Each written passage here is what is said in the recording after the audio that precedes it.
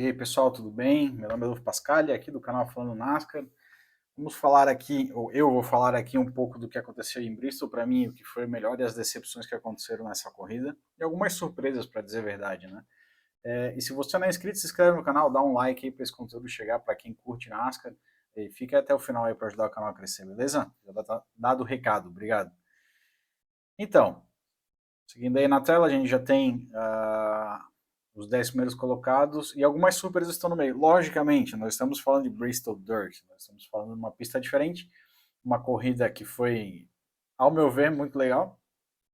Até teve um fato engraçado, que por um bom tempo eu achei que a marca, que parecia que o asfalto estava aparecendo na corrida, que realmente a sujeira estava saindo, mas na verdade era o emborrachamento do próprio pneu, que me surpreendeu bastante. A diferença da Truck e a diferença da Cup foi enorme, e aí depois colocaram uma foto do começo da corrida e do final, e aquilo ali foi uma surpresa, para mim uma surpresa, mas enfim, não lembro disso no ano passado.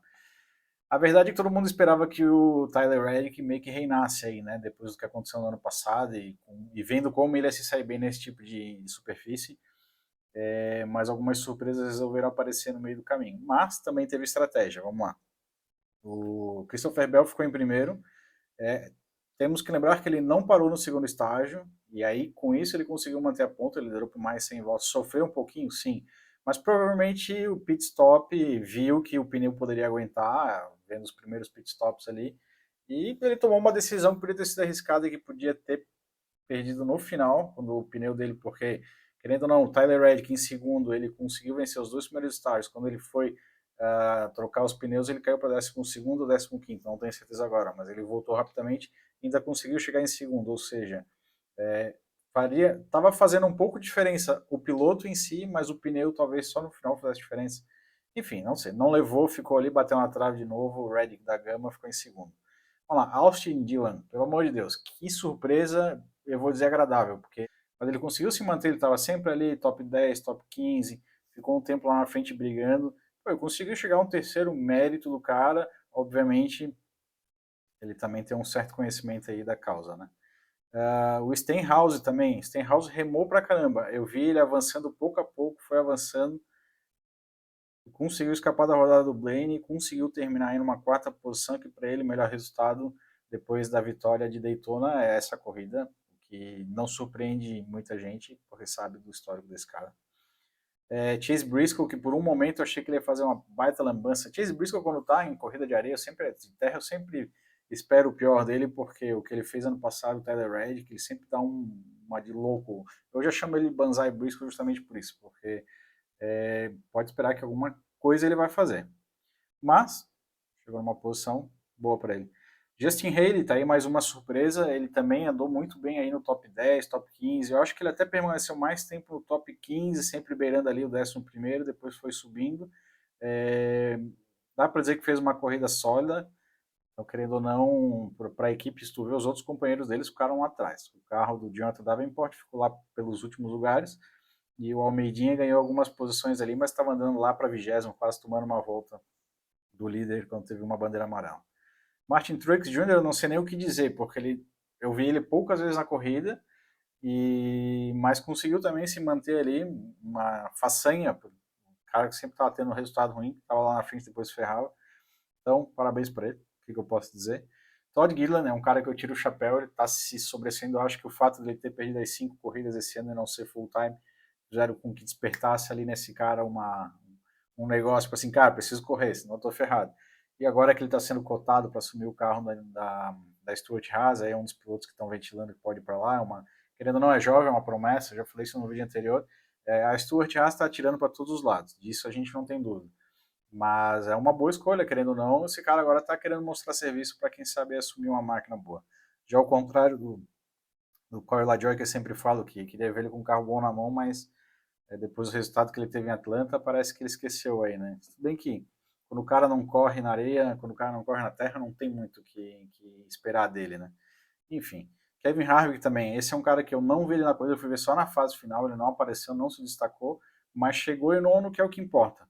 E assim como o Ty Gibbs também ficou ali, acabou se mantendo no top 10, igual aos últimos resultados que ele veio obtendo, querendo ou não, dada a situação dele como rookie, ele é o melhor rookie, ele está muito na frente do Aaron Gregson, realmente está desapontando um pouco, ainda causou uma bandeira amarela no final, mas o que eu falei no começo do ano, as minhas previsões de playoff, eu coloquei o Ty Gibbs, e eu acredito que ele pode entrar por vitória. É uma sensação, ele tem carro para isso, ele é bom piloto para isso, falta acertar as pontas para chegar até lá. Chama atenção os pilotos que podiam ter terminado bem não terminaram, como Josh Berry. Josh Berry ali no final, incrivelmente na frente, top 3, obviamente depois da relargada. Infelizmente o Blaney, não lembro agora quem bateu atrás do Blaney, se eu lembrar ainda vou colocar aqui embaixo. Fez o Blaney rodar e o Blaney levou o Josh Berry junto, que podia sair dali com pelo menos um top 5 tranquilo, ou querendo ou não dar uma de banzai e brigar pela vitória. Não sei se ele tinha carro para isso, não sei se ele tem o conhecimento da terra para isso, mas ele estava lá na frente, carro ele tinha, obviamente. É uma pena que ele acabou em 26º, 20º, Josh Berry acabou em 27º, é uma pena que a corrida dele tenha acabado dessa maneira. Mas enfim, Kyle Larson a gente viu, acho que foi uma das coisas de corrida que sempre acontecem, né? Kyle Larson deu aquela jogadinha do Ryan Preece para fora, o Ryan Preece no momento que teve a oportunidade devolveu. Então está se fazendo, meu Deus, um problemão com isso, porém ficou evidente que foi o payback, agora a gente tem que ver o que a NASCAR vai tomar uma decisão, se ela vai ficar quieta e vai deixar assim, ou vai punir o Ryan Preece, não admitiu a culpa, diz que o carro ficou solto, que ele continuou acelerando. Também não é burro de admitir, né? Porque vai acabar tomando uma penalização de bobeira. Já não tá tão bem na fita assim. Então, mas ficou evidente que foi um payback. Me desculpem os torcedores Kyle Larson, eu gosto dos dois como pilotos. Eu acho que é isso que faz a NASCAR funcionar. Ryan Preece, no final, com essa brincadeira, acabou terminando em 24º. O Ryan Blaney, que estava lá em frente no top 5 ali tranquilamente, podia ter uma colocação muito mais sólida e pontuar muito mais o campeonato, acabou se ferrando e ficando em 23º. Não sei dizer se ele rateou na retomada ou se o cara que veio atrás veio muito rápido, sei que acabou se dando mal nessa história. Ao contrário de uns e outros, muitas pessoas estão, pelo menos os americanos que eu tenho visto nos vídeos de hoje, estão falando muito de que as bandeiras amarelas, em alguns casos, foram dadas sem necessidade e onde tinha necessidade não foi dado. E o exemplo muito claro é a rodada do Kyle Busch na entrada do box, que foi dada uma bandeira amarela.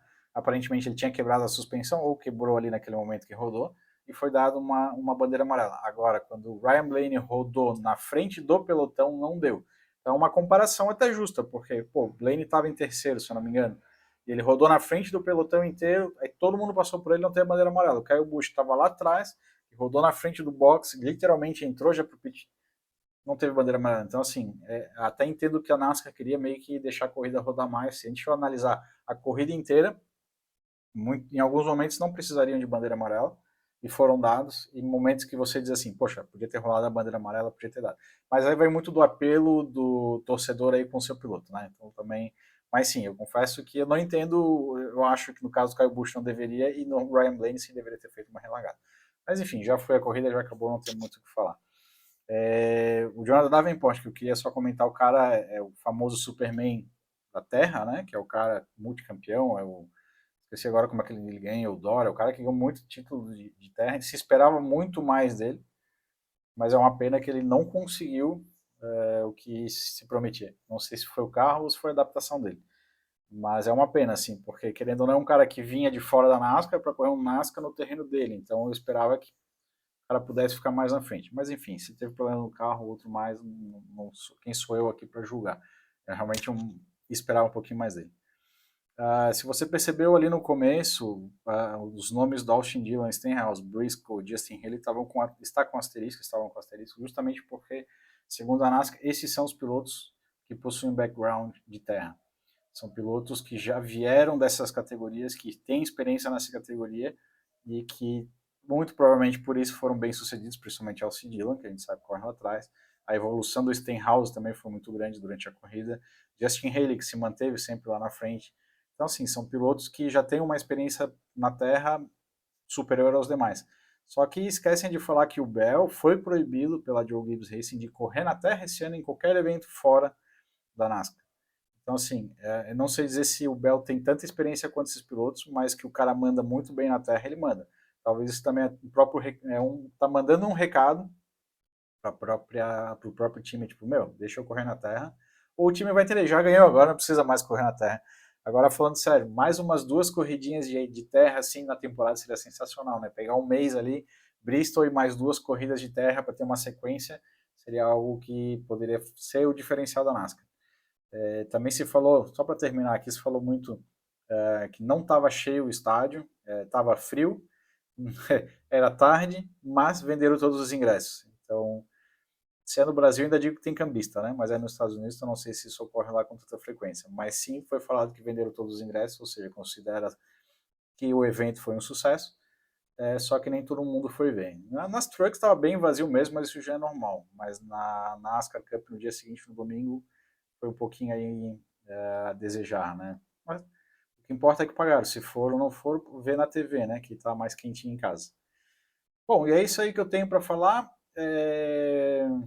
A gente se vê no próximo vídeo no meio da semana.